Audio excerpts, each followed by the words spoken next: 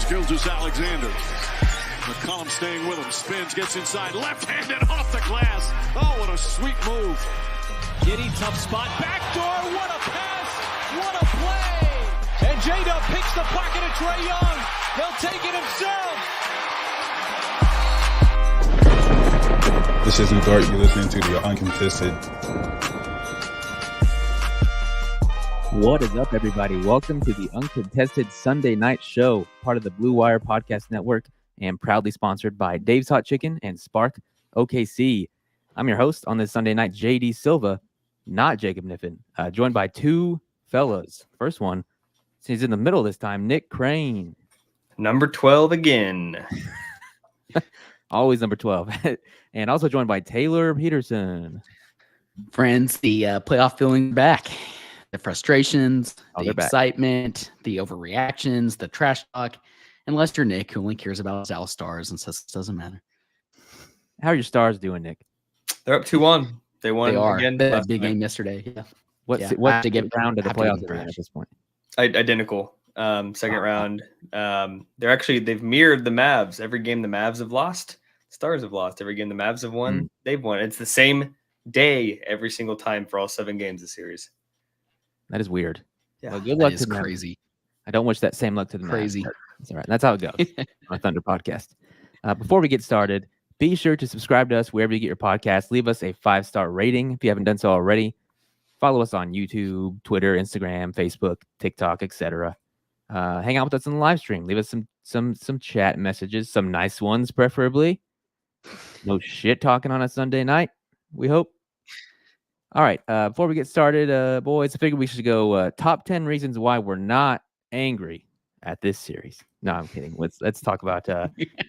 We should talk about the series in general. At first, I didn't realize Nick was going to be on. I'm really happy he is. I thought it was just going to be a Silva and Tayler 2-man show. In which case, Silva, I thought we would just talk about Reece James returning to our favorite football club. And talk about Chelsea FC. Finally on up and up. Yeah, tied for 6th. You never know. A little optimism. Anything's possible with the Blues. All right. Happy Mother's Day to all. Smoot in the chat. That's absolutely right. Happy Mother's Day to all the mothers. There are some of you that listen to us, which is so cool. Gotten to meet some of them during some of the family that have come out from these watch parties over the past couple of months. So happy Mother's Day to everybody, including our own mothers. Oh, Taylor meeting moms at watch parties makes me a little nervous.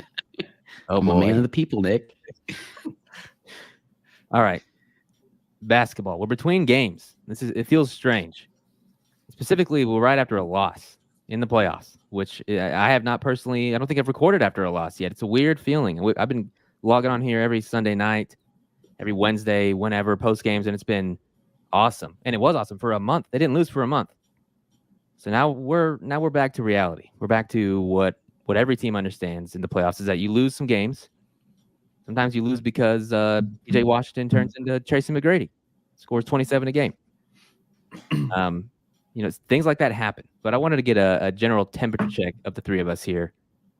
Has this crew ever been on a show together before? Yeah, for sure. We had. This is not a scoregami situation. This has definitely happened. Me, you, just we've reached the point. Yeah, that's true. Maybe you three haven't. I don't know. I was thinking we all have been on together in different iterations. We fit that right now. Love a scoregami. But temperature check. How are we feeling?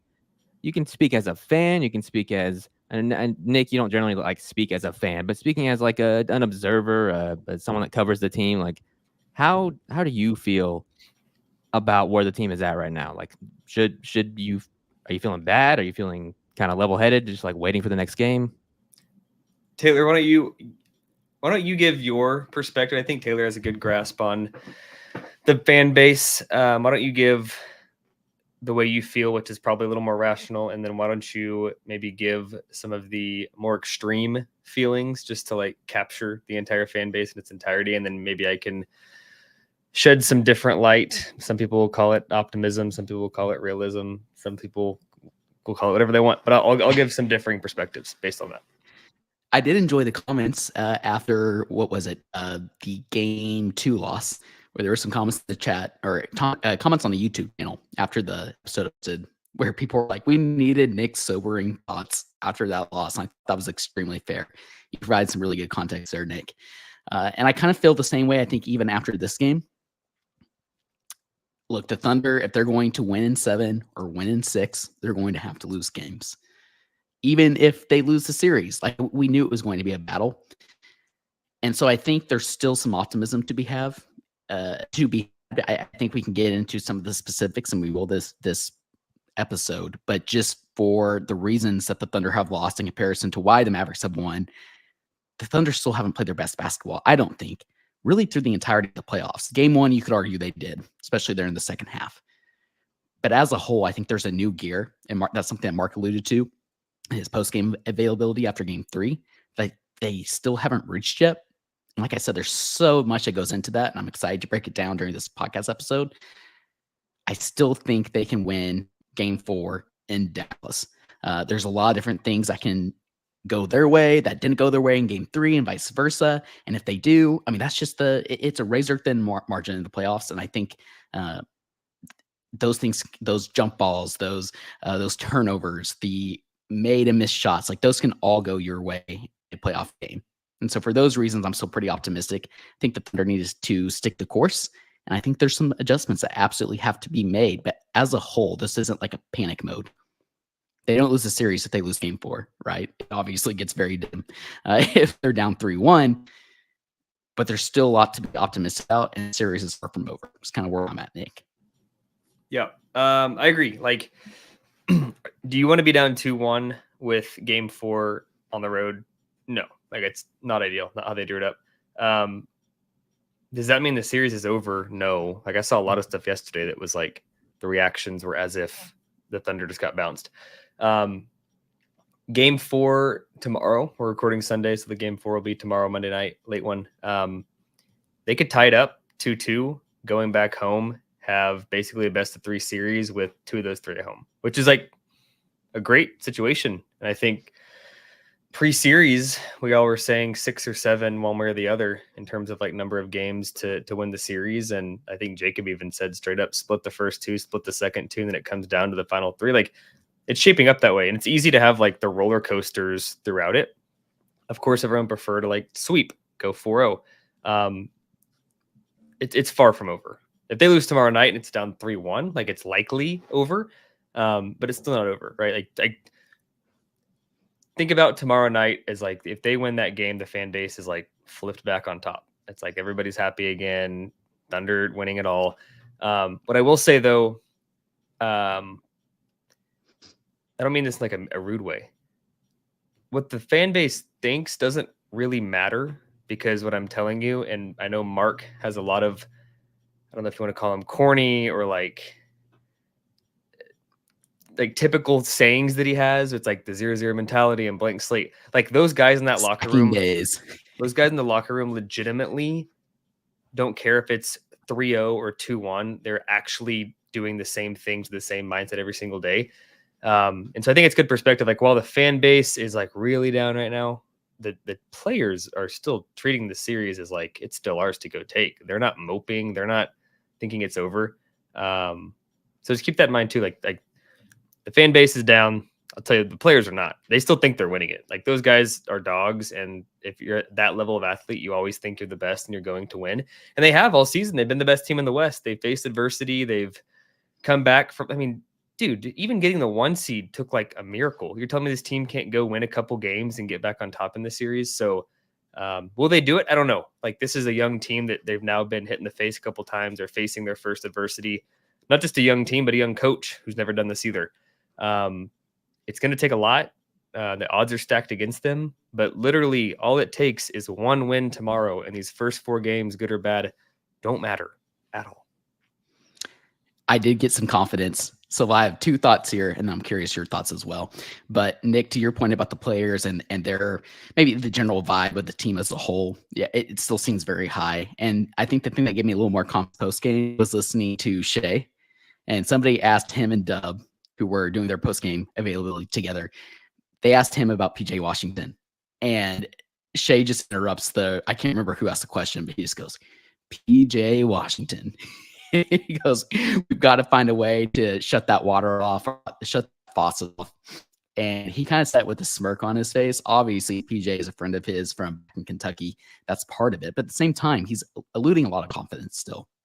And when your star players doing that and the team as a whole, you still have to feel pretty confident as well. They aren't panicking, to Nick's point. But the other thing they shouldn't be. They shouldn't be either. Correct. Absolutely. There's still a lot of basketball left to be played, and we'll get into it. But the past 2 games, if certain things fall the Thunder's way, they're winning 1 or 2 of those games. The other thing I wanted to bring up was from my friend Tayler over at the Sports Animal. He's brought up a really good point that all of us knew. I hadn't really seen it tweeted out or mentioned. The Thunder have only lost 3 straight games once the entirety of the series. That's when Shea was out. And when you go back and actually look at their record, it seems like a lot of those losses that they have could come in pairs, almost like they lose back-to-back games. Almost half of them is what Tyler cited into research. I can confirm that. But back-to-back losses, and they seem to go off on a little bit of a run during the regular season.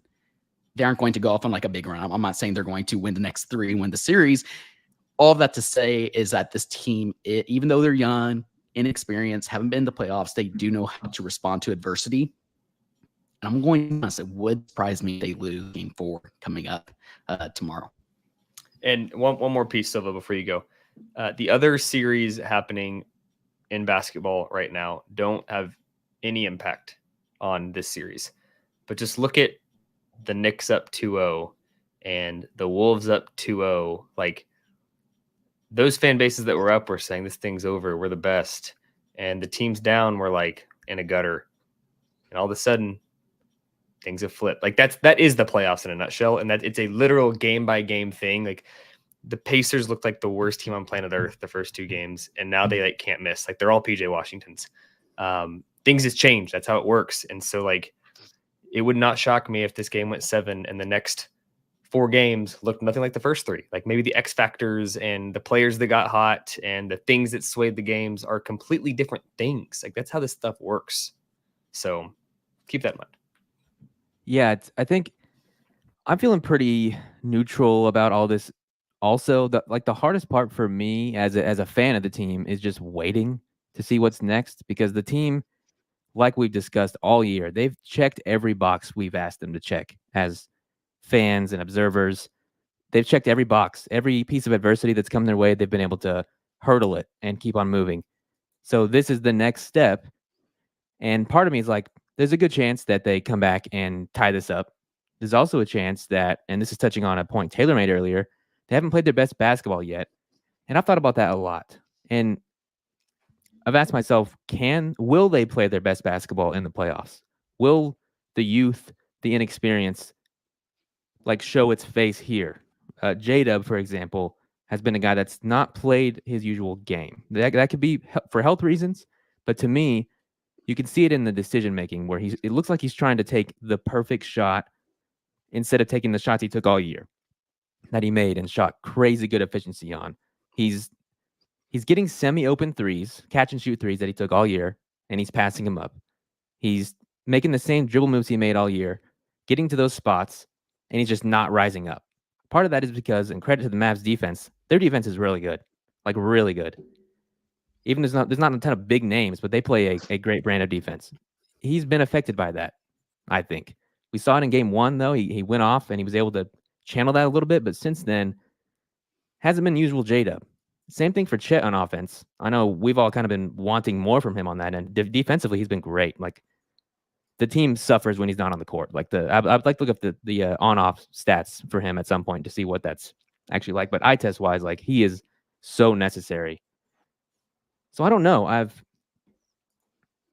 kind of okay either way is where I'm at now. Like, the game was winding down yesterday. I was watching it. To be honest, I was watching it kind of mad. Not mad, just like, damn it. I don't like the way this is going. But I wasn't like, this team is so level-headed that it almost, you know what to expect at a given time. Like, and SGA being so level-headed afterwards was awesome for me. And I assume, like, if your leader is acting that way, the rest of the team can very easily follow suit, because he's been in this spot before in the playoffs. Much different circumstances, of course, but he's been here before. they have all the tools to beat the Mavericks, but they may not. And that's what I've been kind of coming to terms with, and been coming to terms with that by just playing a bunch of video games and waiting on the next game, because I don't want to. I've not been consuming hardly any NBA content, because I'm just antsy.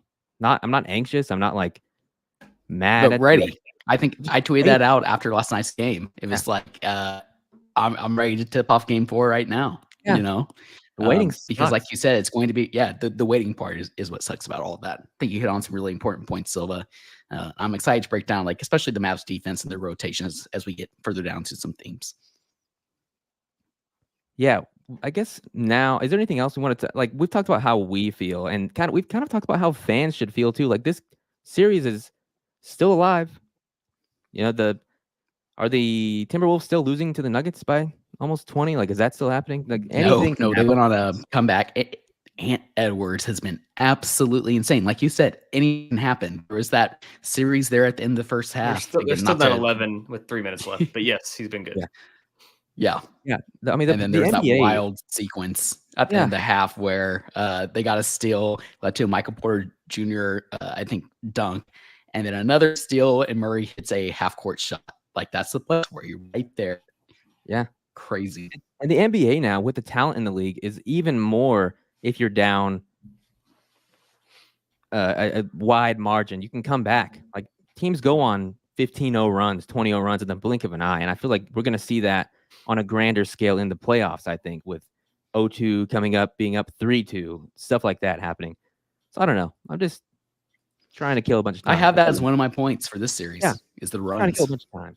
I think before we take our first break, are there any adjustments you guys have settled in on that you want to see? Or are you just kind of like roll the ball out, play the way you've been playing, and hope the averages swing back into your favor? I have adjustments and big takeaways.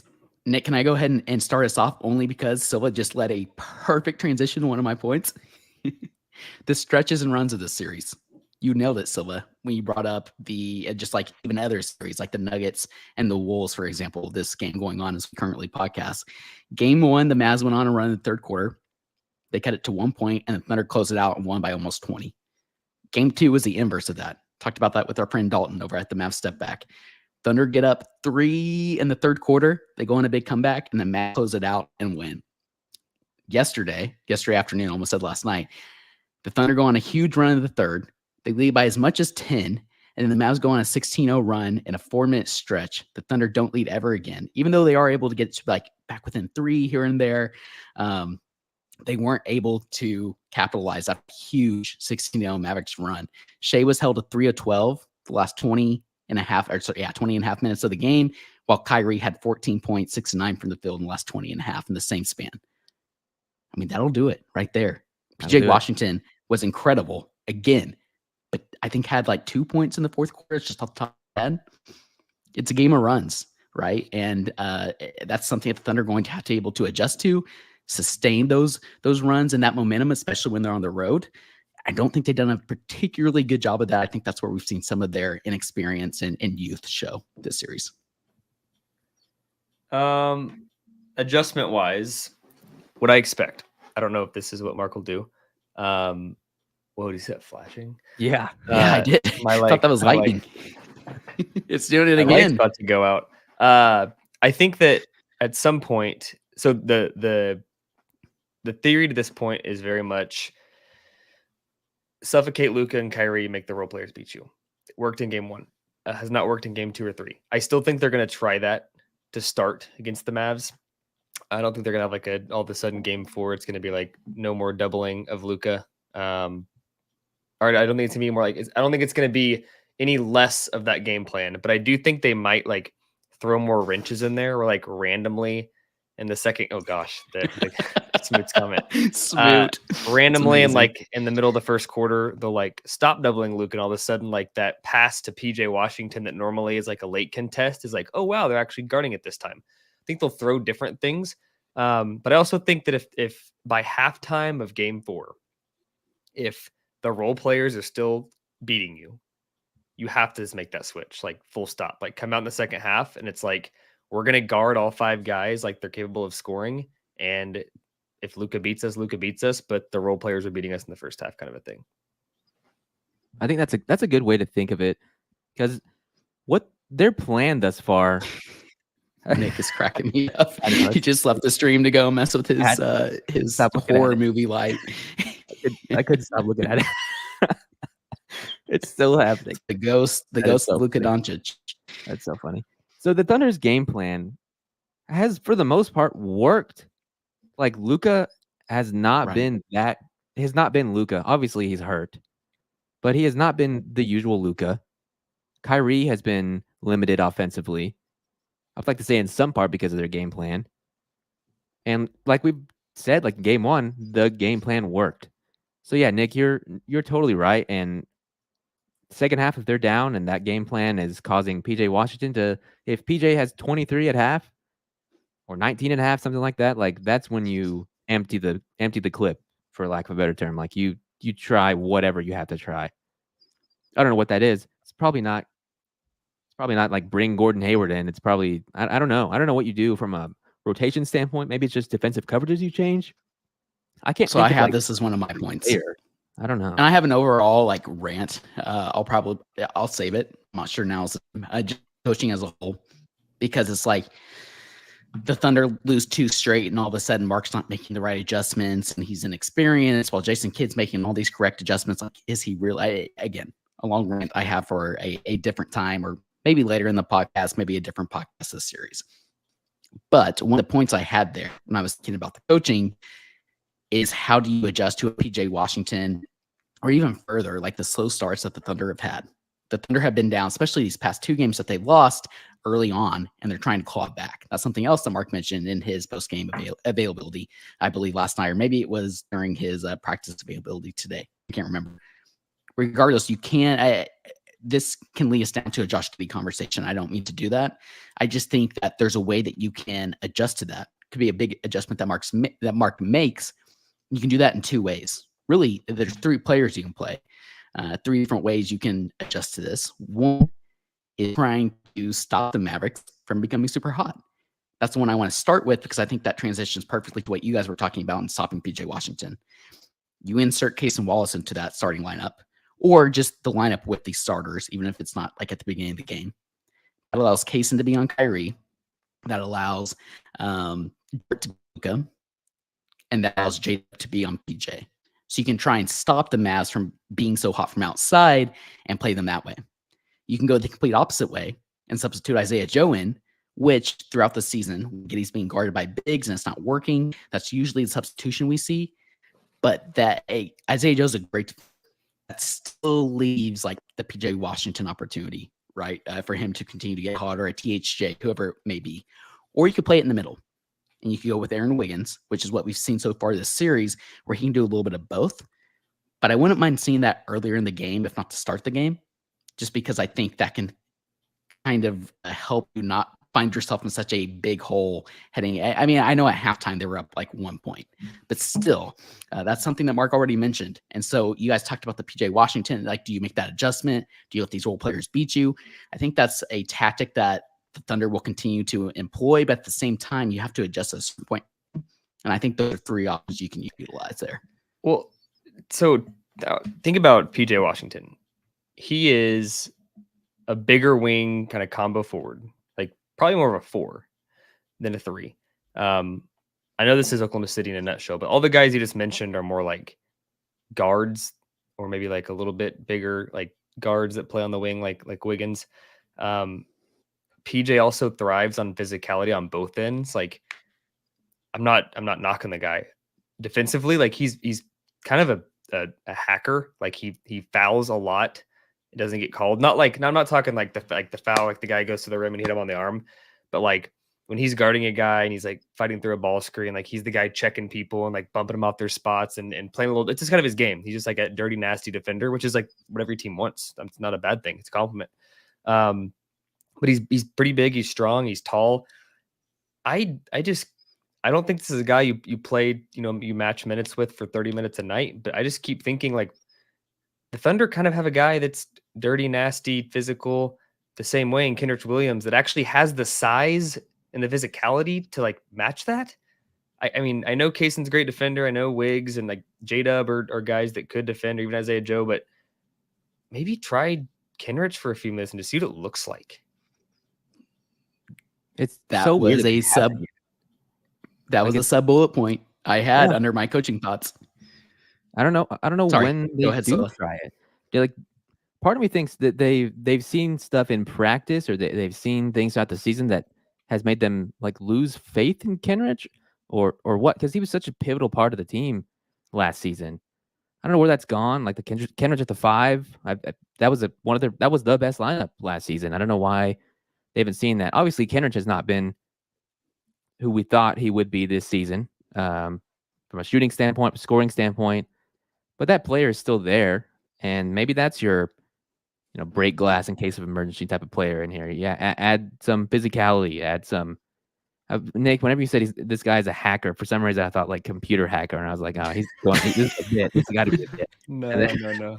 And I reeled myself back in. Maybe it is Kenny. Maybe it is Kenny Hustle.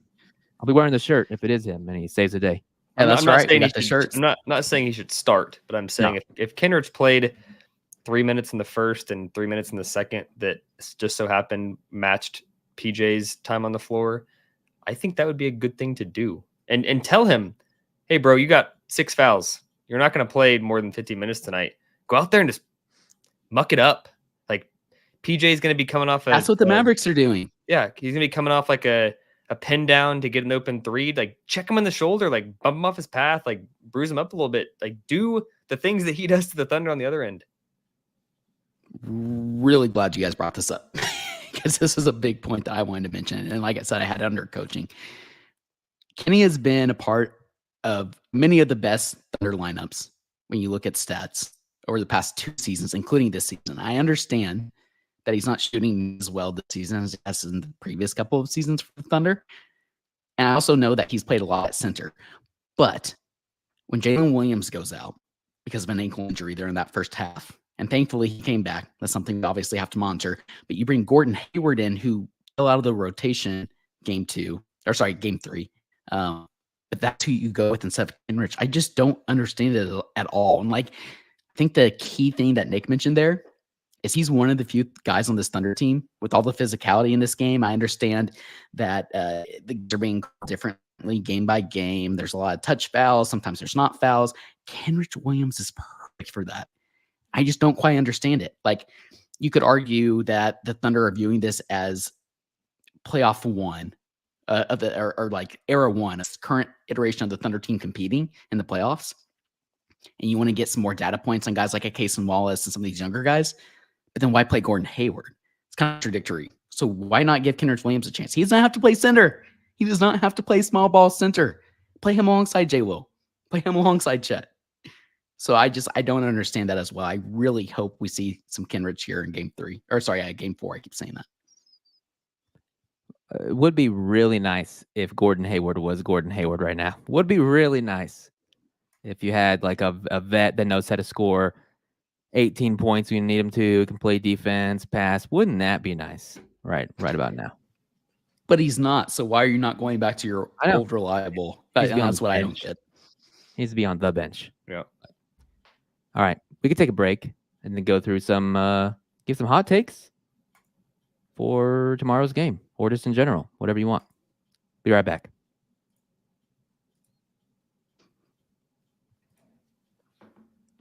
We're back. You know what that means.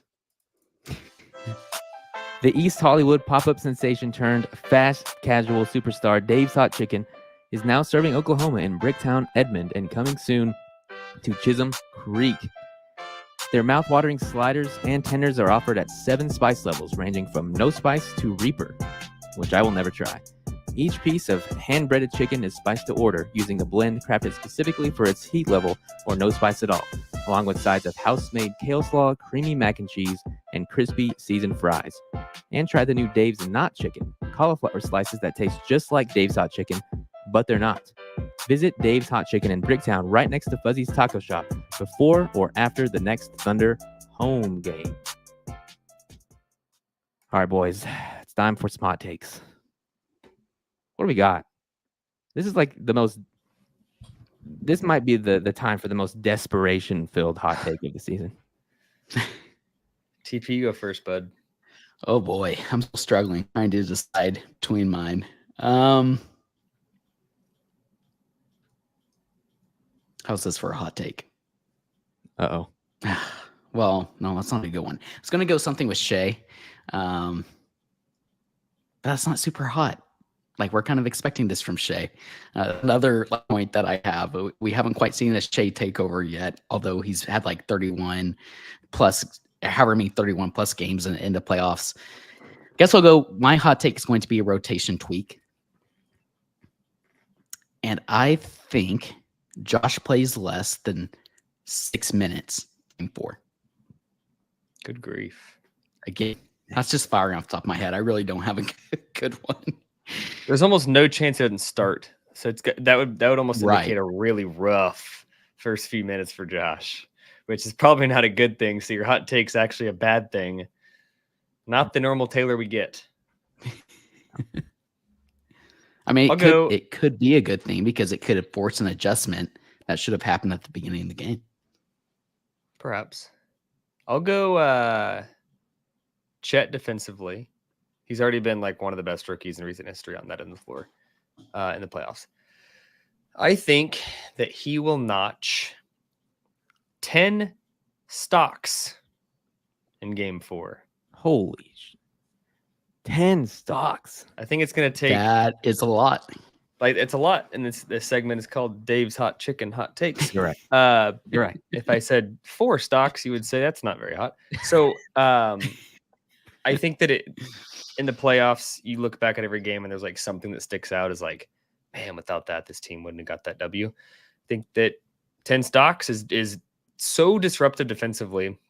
That is, obviously you can block a shot and the other team can still get it and have a possession. But like, you're talking 10 stocks would mean somewhere between 7 and 10 possessions erased.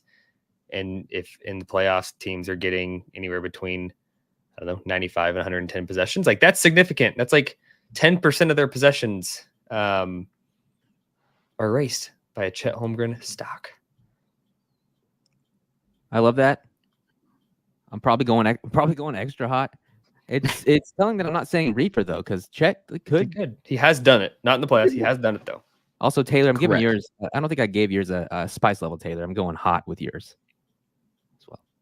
Oh, yeah, we just skipped past it. That's my bad. I just went on to the next So one. you're good. I didn't even think about it. I'd give you an extra hot as well, Nick. It's not crazy in the sense of blocks because we saw him get 5 blocks yesterday. That's the thing. It's like Chet's been more than you could even ask for defensively through these playoffs. It's the offensive side of the ball. I want to see a little more, but I understand it's a little tough asking for a first-year player coming in and being able to do both of those things. But the steals that he would have to get, I mean, that would mean that he'd probably have like 6 or 7 block game and have to get like 3 steals. Mm-hmm. It's a lot. At the same time, like you mentioned, it's not undoable. So that is what I'm going with. I like it. I mean, I'd give myself extra hot too. So that's good. Lines. Good. All right. How about this? A Thunder bench player has more points than PJ Washington in game 4. Ooh, this is fun. Well done. Think about that. Thought about it. About a minute and a half. Player has more points. I like that a lot. Man. So let me give some context here.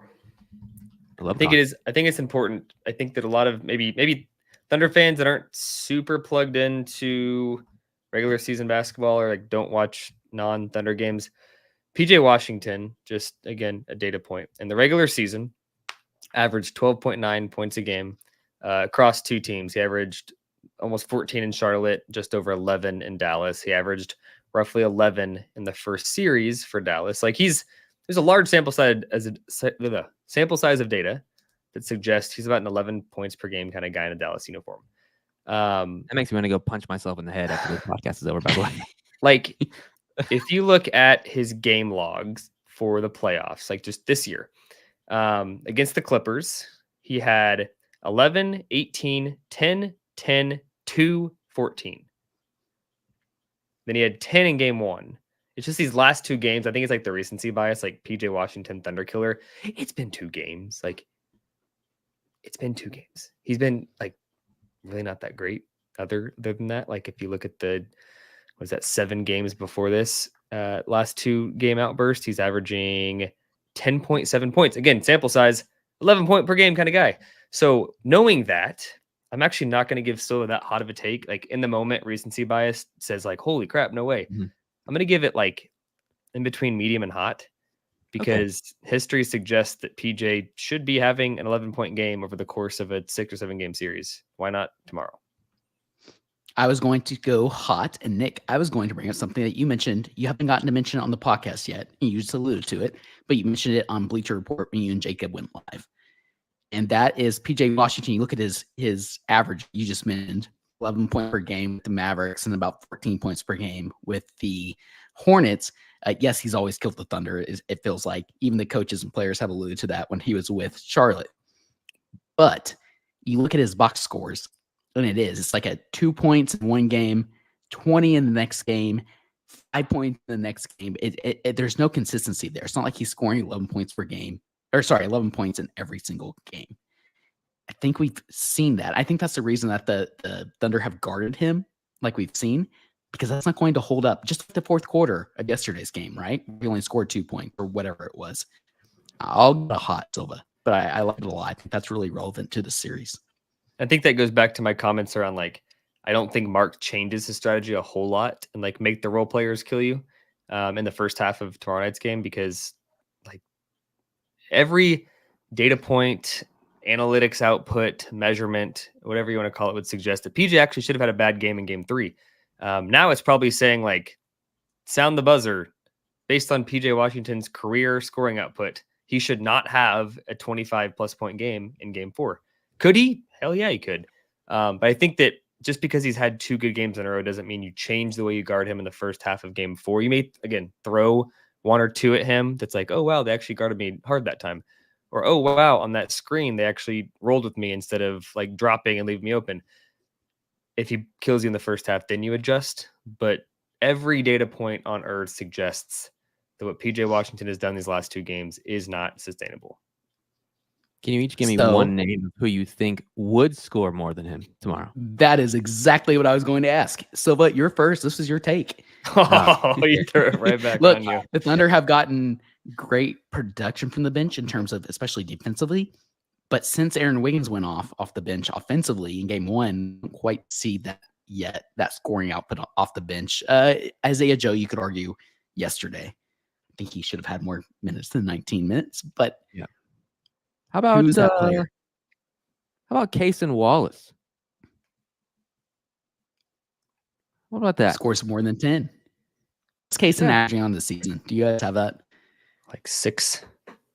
Yeah, that's what I was thinking. It'd have to be a big 3-point game for Cason. But if he's getting those minutes, especially defensively, I could see it happening. Isaiah Joe's kind of an obvious one. That could happen. Yeah. I'd stick with Isaiah Joe. We saw him get it going from 3 yesterday. Like I said, I think he should have played more than the 19 minutes he got, even though that was quite a bit off the bench. I think Isaiah Joe is the way to go, especially if, not to rhyme there, especially if Giddey's being pulled. I would like to see more Isaiah Joe to space the floor, to allow him to get into the paint. Because one big thing from this series, and really the playoffs as a whole, even the Pelicans did a really good job of this, not allowing the Thunder players and Dub and Shea specifically to get down into the paint. So I'd go Isaiah Joe. Let's go Jay Will. He's the kind of guy, he's going to take 3 or 4 threes if he comes out 3. I mean, he's done it in the series. He comes out 3 for 3. It's 9 quick points. Assuming he gets a bunch of minutes game 4, like that's a guy that I could see. That's good. It's very good. All right. Let's hit our last break of the night, talk some lottery, and then get out of here. Be right back. And super chats. And super chats, of course. Be right back.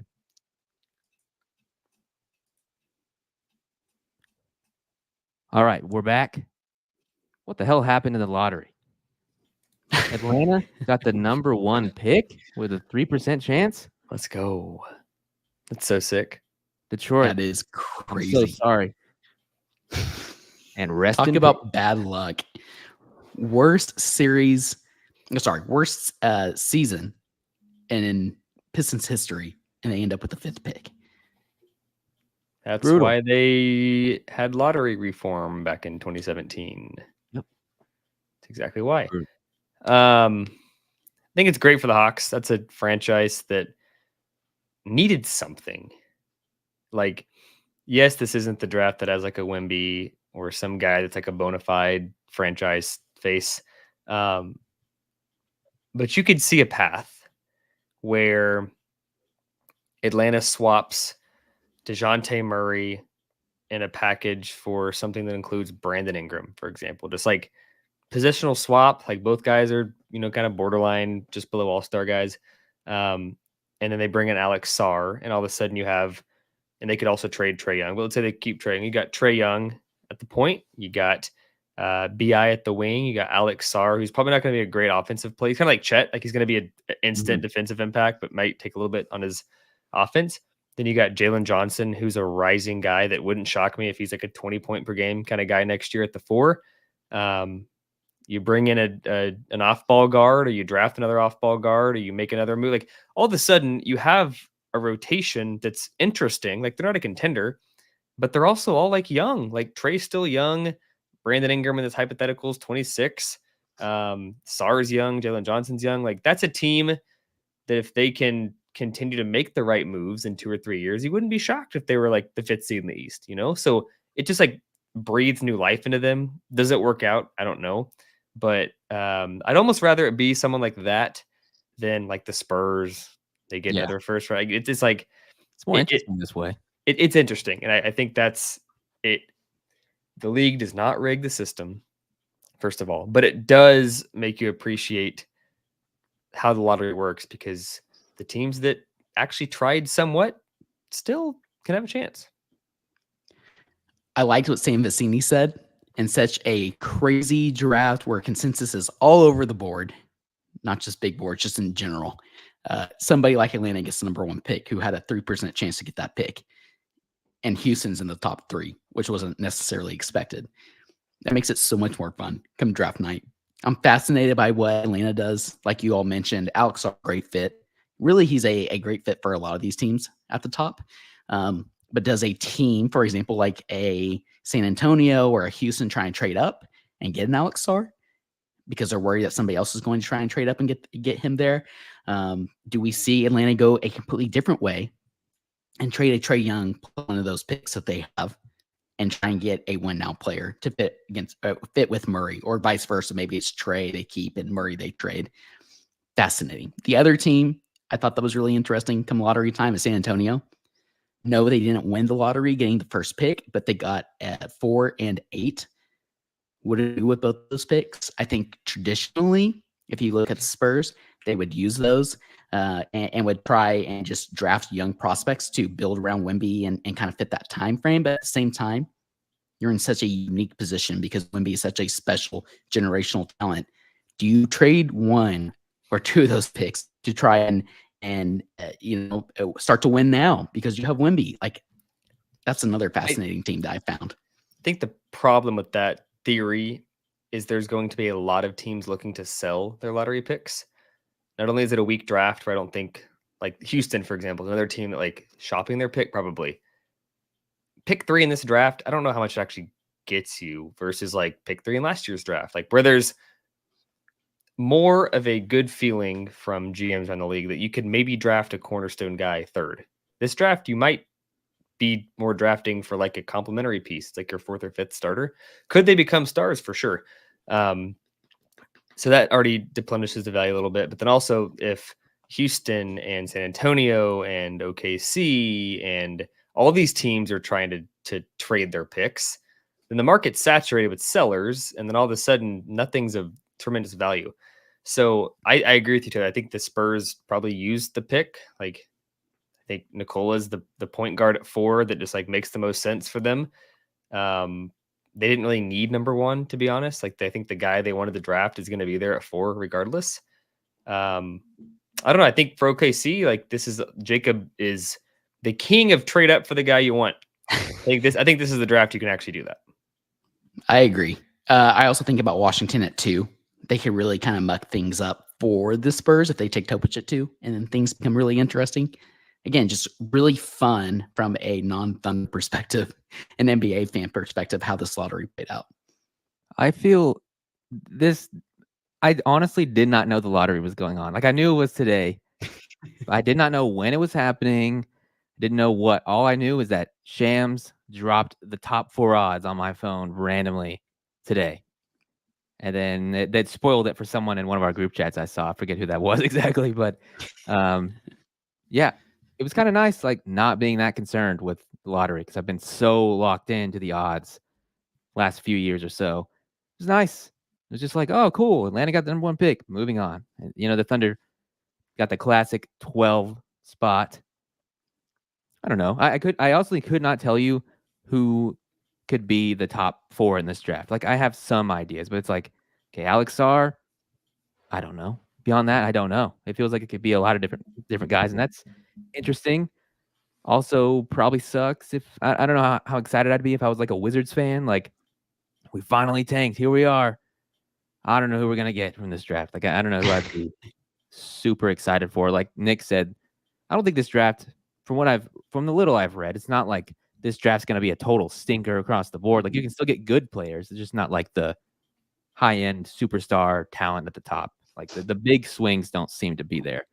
Yeah, so that stinks for them. I think there's a lot of big swings. There's a lot of prospects who are high ceiling but low floor players, and that's what makes it so interesting. So Nick and I were talking about one of our picks after the lottery happened, and I think what we're going to hear after the draft, leading up to the draft, is so many different teams have such crazy difference in their big board.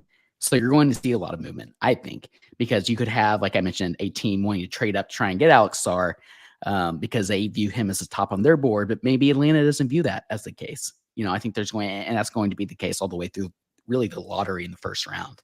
So I'm fascinated to see all the movement that we'll see leading up and up until draft night. Yeah, I one thing I'd say, little soapbox here. I hate the people that get on social media or whatever outlet they write for it and say this draft just doesn't have a superstar, when literally every year you see a Giannis or a Booker or a Jada Jokic. It's like, just because there's not a consensus bona fide number 1 doesn't mean there's not a superstar 2 or 3 in this class. Like, J-Dub's draft was considered solid. He went 12. He was projected second round 2 weeks before the draft. Like, these guys exist. Just because they don't look like a superstar doesn't mean they can't be. So I'm like anti-trade all your picks. There's nothing in this draft that's of value. Because also, like, at pick 12, if you get another Cason Wallace, who's a top 6 rotation guy in a playoff series as a rookie, you take that. Yeah. You take that. Like, there's nothing wrong with taking a guy in the lottery that doesn't have the chance to be Michael Jordan. Yeah. So that's a really good transition. Bring us back to Thunder. They get the 12th pick from Houston. That was the most likely outcome. Thankfully, they got it. Houston also looked out. I guess you could say looked out because they got a number 3 overall pick due to the trade with the Brooklyn Nets, and got that Nets pick, top 3. They're in a good position as well, but the Thunder are at 12. Pretty good track record there. You think back like Nick Carlson with the Seattle, going blank. What was Seattle? Why am I going blank on Seattle's Supersonics? The Supersonics. Thank you. The Sonics. What? Bro. I mean, they've been relevant for so long. You have J-Dub at 12. You have Steven Adams at 12. And they were at 12 last year and were able to trade up and get Cason Wallace. So there's a good track record there. A lot of opportunities, I think, for Sam. Obviously, the most obvious one is that he could use this and trade for future assets. He could trade for a win-now player potentially. But knowing Sam and this Thunder organization, their scouting department, I think they see a lot of opportunity in this draft. So I'm really curious, both of your guys' thoughts. Where they go with this pick? Do they trade up? Do they stay put? And then maybe we'll talk about some, to end this podcast, some potential prospects that they could select at 12. Maybe this is too much of a like a canned answer, but I think this is a draft where Presti can find the guy he wants, because this seems like kind of a draft nerd's draft. Like, you can find the guy you want, like Nick was saying and Taylor, you've been saying, and go get him wherever he may be. I think Presti's going to get the guy he wants wherever that is on the board. Could be at 12. I don't know. I kind of assume it's going to be a big. I assume that. I don't know. Obviously. I said this earlier in a group chat. I think that the guy Presti takes, there's a good chance that the fans throw their hands up because on ESPN and Bleacher Report, he was mocked late first round. Why would you take him in the lottery? Why not trade back? Well, because Sam Presti had him as the 6th best prospect in the class, and he was there at 12. ESPN's big board isn't Sam Presti's big board for a reason. I could just totally see a guy that's like mocked across the board at like 21 to 25 range be taken at 12 and ends up being solid. Yeah. I agree completely. Yeah. I would, if it's, I don't know that much about the players in this draft, obviously. If it's this Filipowski guy, is he an asshole? Just give it to me straight. I don't think so. I think he's got a bad rep. Okay. It's not a Grayson Allen situation. No, not even close. Or apparently, according to the Mavs fans, he's not a Shai Gilgeous-Alexander, that dirty old player. Oh my God. Oh my God. I Lou Dort. They hate Lou Dort. You're calling Shai a dirty player. You haven't watched him until this series. He's like, yes, quite literally the opposite. Fun stat from our guy Jacob that we haven't even gotten to bring up yet during this podcast. Luka Doncic has committed 1 foul the entire series. Probably because he doesn't get back on defense and he's complaining for calls. So you really foul back on defense. But nonetheless, Nick, you had a list, or you had like 3 players that you threw out to me earlier. Curious your thoughts briefly on those 3 players, not to completely take over hosting here, Silva. Sorry. And I have some names as well that I find interesting. Yeah. I mean, those are like random examples of that. Like guys currently mocked late first that he could take, like Keyshawn George out of Miami is like this 6'7", 6'8" wing that like grew up playing point guard all his life and hit a growth spurt. It's just like the Presti guy, you know. Seems like a super good kid, one and done freshman. That's probably like not consensus as like good enough to go one and done, but like the raw tools are there. Tyler Smith, I've talked about a bunch on this pod, just like NBA ready body, 6'11" wing, left, like this upside as a shooter, good rebound. He's almost like Leonard Miller, but like way more smooth and unorthodox. Like looks like an actual basketball player when he shoots the ball. A little bit raw, but I think he'll be good. And then Misi out of Baylor, it just like wouldn't shock me to see him take like a raw, very, very athletic 7-footer that could back up Chet, that just like plays that freak athlete, high flyer kind of role. Because you already got Jay Will, who's like the undersized, kind of stocky, like bodyguard big. You got Chet, who's like Mr. Versatile, does it all. They're kind of missing like a.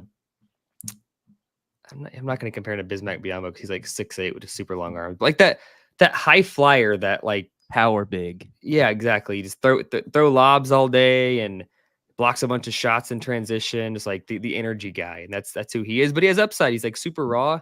Some people have said it's not he's going to be Embiid, but he's got this upside that Embiid has because he's only played basketball for a handful of years, and he just like is rapidly improving. So like guys like that are like not being talked about as bona fide lottery guys, that it would just make so much sense if Sam Presti drafted him at 12. And it's like, of course he did.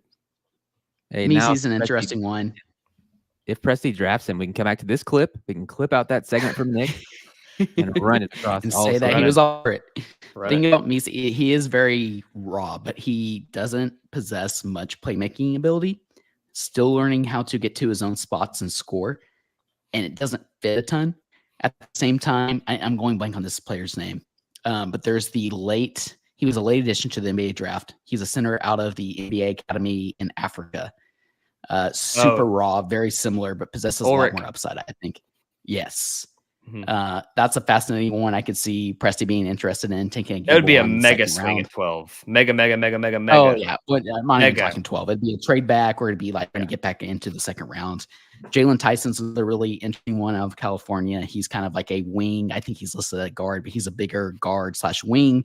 I think that would fit the mold of this Thunder team. But he's able to create his own shot, get to his spots, which I think this Thunder team really needs. While still playing defense, I think this Thunder team really needs that kind of player to come off the bench, a little bench consistency. just kind of some of the names off the top of my head. I thought you were a Tristan de Silva guy. I thought you were for sure going to throw his name out. De Silva's Bring it another good on. one. He is a player who's a little more, I think, ready to play currently, that you can kind of plug and play immediately as a rookie. Obviously, he's older in this draft, but possesses a lot of two-way potential. Offensively, he's never going to be a big scorer. He's kind of fits that same mold as these players we keep talking about off the bench, I think. I don't He's a know, great man. Like, playmaker. when I watch him, I think that this could get clipped out of context.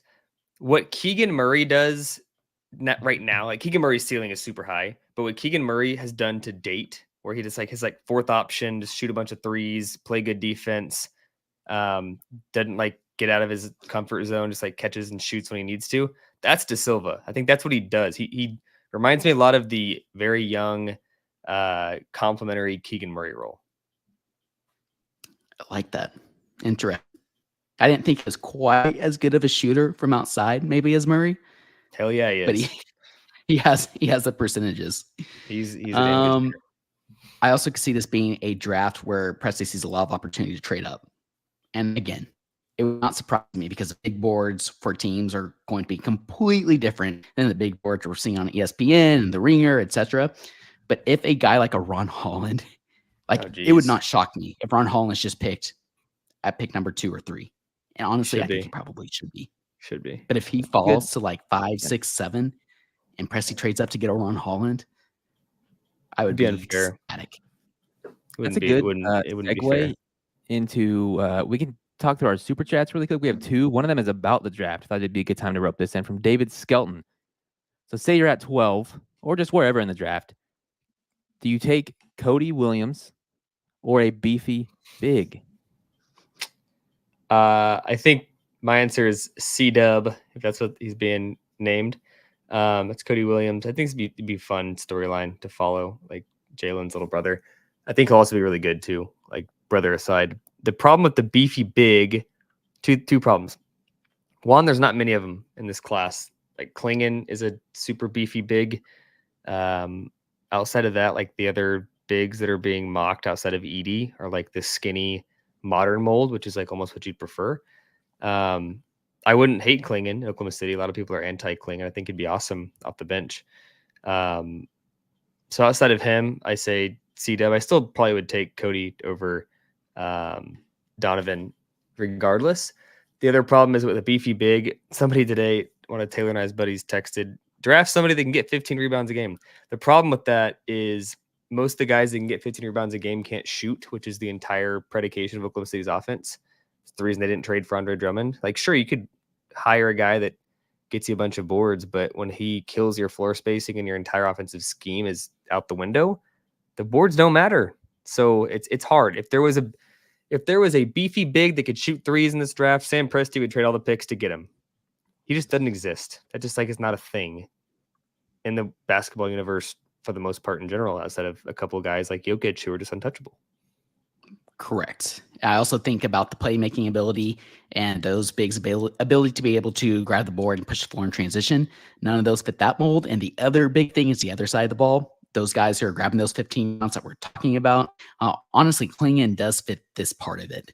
But being able to guard in space, guard in the perimeter, being able to react and be able to make it back to the rim and protect the paint. Like, yeah, Klingon fits that. But the Zach Edey's don't. Right. And so I think that's why Sam will probably go more towards a Cody Williams type of wing kind of player that we've been talking about. Yeah. And you've got like in the chat, people are saying Filipowski and like Tyler Smith, who I talked about, is a good rebounder at 6'11", more of a 4. But I don't know if those guys, I think their rebound numbers are inflated. Like Filipowski at Duke was like 8.5 this year, like 9 last year. I don't think the NBA is getting 8.5 or 9. He could. But like a lot of that's just him being a massive human being in the college level. Also in the NBA, I think he would be used on the perimeter much more than he was at Duke. I think that's just kind of his game. Same with Tyler Smith. I think he's a perimeter guy. And just like Chet, like that's the reason Chet didn't get a ton of rebounds. He's on the perimeter a bunch on offense and defense. And so when the game changes, the 9 rebounds a game in college aren't going to like necessarily translate to 9 a game in the NBA. So anyways, moving on. Yeah. Next super chat. kind of closing out the show. We have a couple to go through. I know Alan McIntosh says, I know it's been 5 versus 8, and talking about the referees. It's also still been close. We need to step up our defense and stop leaving open threes. I still think we can win this series. That's probably how a lot of Thunder fans are thinking these days. Yeah, I mean, that's what we talked about a lot. It's do you make sure Luka doesn't kill you, or do you shut down everybody else and actually rotate and try to defend and not allow open threes and say Luka beat us? Like, I think coming into the series, we all said, let's not say let's let Luka beat us, because he probably will. But to this date, or to this through 3 games, the bench has been solid and the complementary players have been solid. So Alan, we've touched on it a little bit, but I think that Mark will have to make a decision at some point in game 4. And if the guys are hitting threes not named Luka, Kyrie, and maybe even PJ, he's going to have to stop letting them shoot uncontested threes.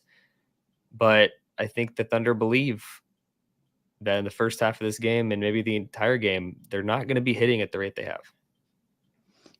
I would like to see them pay a little more attention to a PJ Washington, but at the same time, I think you can probably, Derek Jones Jr. has hit some big shots so far this series. At the same time, I think you can play off him a little more. And then also THJ is the other swing factor. I think, Nick, you talked about him on one of the previous podcasts. He's a guy who can explode like he did in game 2, or he's not going to hit anything. And that's another player I think you can let beat you if you are paying a little more attention to a guy like a PJ Washington. In regards to Allen's comment about guarding the 3-point shots and the corner threes. Totally agree. Last one from Dave Wu. They say it's so unfair to the other teams that we are talking about a lottery pick while in the second round of the playoffs. Thunder fans are so blessed. Yeah, that's going to be the discussion for a while. It's for a long time. That's how it's going to be. A long time. It's pretty. It's pretty stupid. It's a special thing, especially with Presti's track record. Kaysen, this team is not near as good without Kaysen right now, and that's why he's getting the minutes he is. Agreed. Could have said the same thing last year, like trade that pick for a veteran, Gordon Hayward, maybe. Like, it doesn't always work, and now you have Kaysen who contributes year 1, who's only going to get better. So yeah, that's the difference between this Thunder team and the previous contending team, is they have picks to like sustain success, like guys like Kaysen that contribute as a 6th man now, but are maybe a starter in 3 years and beyond. But also those picks are there to trade. So yeah, the Thunder is set up incredibly well.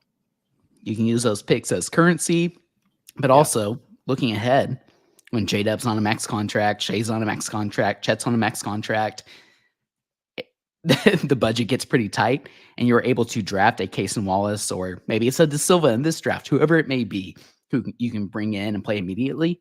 You're able to get those role players on cheap rookie skill contracts, and that's huge for flexibility long term in regards to keeping this team together in comparison to Thunder 1.0.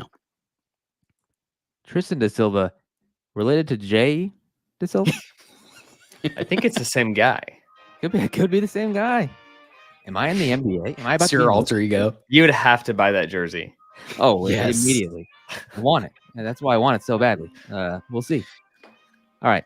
Thanks for hanging out with us tonight. Game 4 tomorrow. We'll be on afterwards. Hopefully with smiles on our faces. But maybe not. And that's just the way it goes. Until then, though, adios and Thunder up.